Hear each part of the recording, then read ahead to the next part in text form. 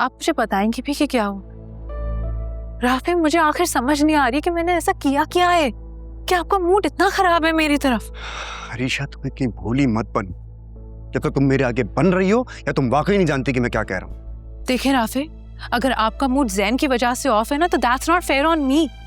Mom ने आपके सामने कहा है कि वो उनके फ्रेंड के बेटे हैं, इसलिए उसको इनवाइट किया है।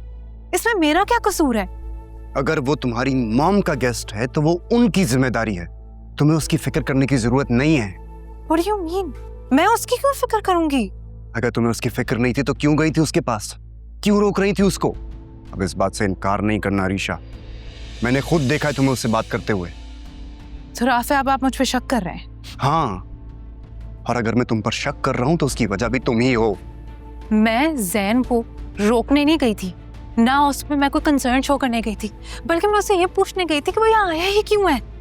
अब हो गया आपका शक दूर, या मैं अब अपने बच्चे की कसम खा लूं ताकि आपको यकीन आ जाए?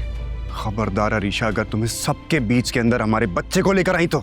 वाह राफे, जो बच्चा इस दुनिया में आया ही नहीं है उसकी कितनी फिक्र है आपको, और जो आपके साथ है उसको आप हर्ट करते रहते हैं। Very nice.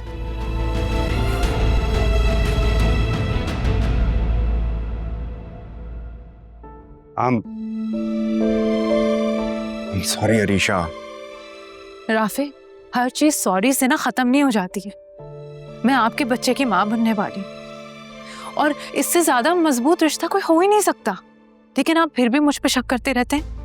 अफसोस की बात है। I know अरीशा कि तुम्हें मेरी बात ने हर्ट किया, लेकिन इसमें भी मेरी मोहब्बत शामिल है। मैंने तुम्हें जैन के साथ देखा, मुझे बुरा लगा, मैं इनसिक्योर हुआ। तुम खुद सोचो ना, अगर तुम मेरी जगह होती तो क्या करती? तुम भी मुझ पर डाउट करती ना? बिल्कुल नहीं करती, मैं आकर आपसे बात करती। राफे, हस्बैंड एंड वाइफ के रिश्ते में ना ऑनेस्टी और लॉयल्टी बहुत इंपॉर्टेंट है। अगर वो ही ना रहे तो इस रिश्ते का क्या ही फायदा।